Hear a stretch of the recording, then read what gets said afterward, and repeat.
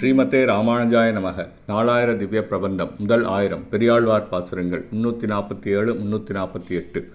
திருமாலிருஞ்சோலை சிறப்பு. 347ஆம் பாசுரம்.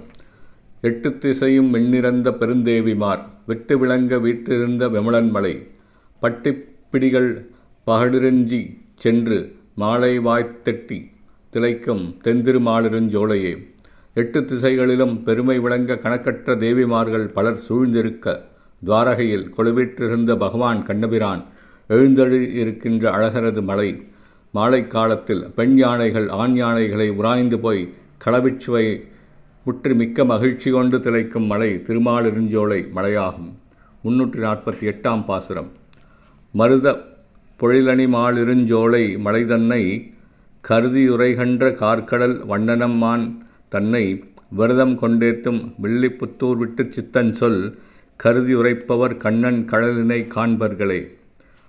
மருத நிலத்து மலர்ச்சோலைகளால் அலங்கரிக்கப்பட்ட திருமாலிருஞ்சோலை மலையை மேன்மையானதாக நினைத்து எப்பொழுதும் எழுந்தெழுதியிருக்கின்ற கருநிறமுடைய கமலக்கண்ணன் எனும் எம்பெருமானை வாழ்த்துவதையே விரதமாக கொண்டு திகழும் ஸ்ரீவல்லிபுத்தூர் பட்டர்பிரான் பெரியாழ்வார் அருளிச் செய்த இப்பாசுரங்களை ஆவலுடன் ஓதுபவர்கள் கண்ணனுடைய திருவடிகளை கண்டு சேவிக்கப் பெறுவர்.